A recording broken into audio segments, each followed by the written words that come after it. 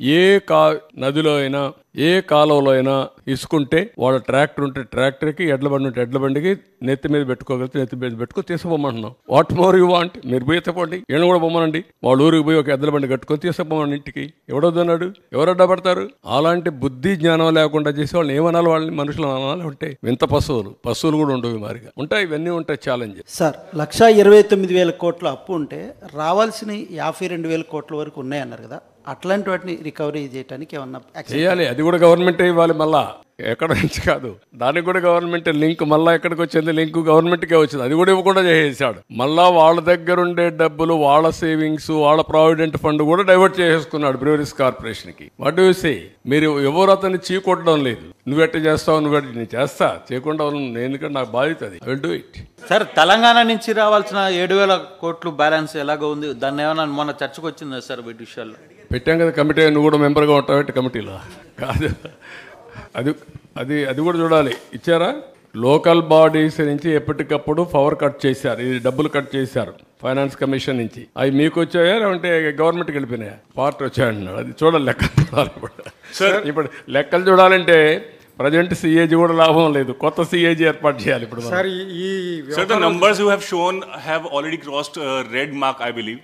So, will you be setting up a committee to handle and take care of the new policy? Committee? What committee? So, committee to look after the deficit numbers which you have shown to us. No, that's what I'm saying. All these things, public has to think. And then committeeకి ఇచ్చిన committee ఏం చేయగలుగుతారు అనేది కూడా important. Will take all opinions if necessary.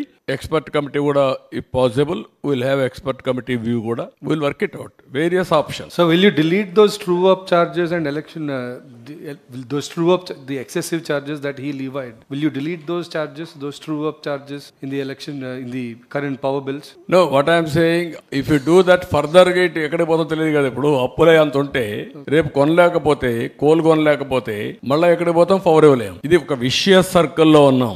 ఈ vicious circle నన్ను అర్థం చేసుకొని step by step how to come out అనేది కొంచెం టైం పడుతుంది. Will think over. అల్టిమేట్ గా కన్జ్యూమర్ కి మెరుగైన సేవలు అందించాలి, దానికోసం వర్కౌట్ చేస్తారు. లాస్ట్ టైం ఏం చేశారు?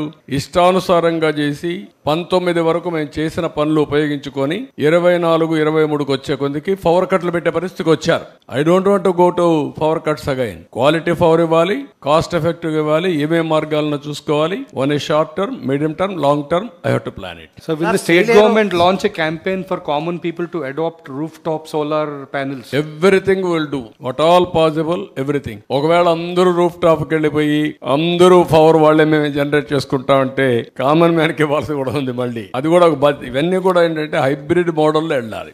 ఎవ్రీథింగ్ మేము ఇన్ఫర్మేషన్ తెప్పించుకుంటాం. అదే సమయంలో ఆరోపణలు చేస్తారా, కమిటీలు వేస్తారా, ఎంక్వైరీలు వేసేస్తారా, ఎవరు ఇన్వెస్ట్మెంట్ ల్యాండ్ కూడా చేసేస్తారా మీరంటే దానికి సమాధానం లేదు. కాదు, ఇప్పటికే ఈ రాష్ట్రంలో ఒక భూతం ఉందని ఎవడు రావాలంటే భయపడుతున్నారు. మేము అందుకే పదే చెప్తున్నా, ఆ భూతాన్ని రాబోయే రోజుల్లో శాశ్వతంగా భూములనే పెడతాం, సమాధి కట్టేస్తాం, భూతానికి రాజకీయ సమాధి కడతాం అని చెప్తున్నాం. అలాంటి చెప్పినప్పుడు మీరు కూడా ఇమీడియట్గా ఎంక్వైరీ చేసేస్తారా లేదంటే ఇంకోటి చేసేస్తారంటే ఎవరు రారు రాష్ట్రానికి. మనం ఒక పద్ధతి ఉంది, ప్రజాస్వామ్యంలో ఉన్నాం. ఒక పక్క చట్టాలు ఉన్నాయి, కోర్టులు ఉన్నాయి, ఒక పక్క మనం ఉన్నాం. అందుకే అమరావతిని ఏం చేశాడు? ఒక అగ్రిమెంట్ చేశాం అమరావతిలో. ఆ అగ్రిమెంట్ ఏంటి? రైతులు, సిఆర్డీఏ రాజధాని ఇద్దరు కలిసి, సిఆర్డీఏ కలిసి ఒక మ్యూచువల్ అగ్రిమెంట్కి వచ్చారు. మేము భూమి ఇస్తాం, తిరిగి మాకు మీరు ఇవ్వాలని ఒక అగ్రిమెంట్కి వచ్చారు. ఆ అగ్రిమెంట్ చెల్లదు, నేను 3 రాజధానులు పెడతాను పెట్టాడు. ఏమైంది? సుప్రీంకోర్టుకు పోయాడు, 5 ఏళ్ళు అయిపోయింది, 3 రాజధానులు రాలేదు, ఉండే రాజధాని పోయింది. కొండ 4 మంది వేస్తే ఉండే 4 ఊడిపోయింది. అదే అతను చేసిన పని. దానివల్ల ఎంత నష్టం వచ్చింది? లక్షల కోట్ల రూపాయలు నష్టం వచ్చింది.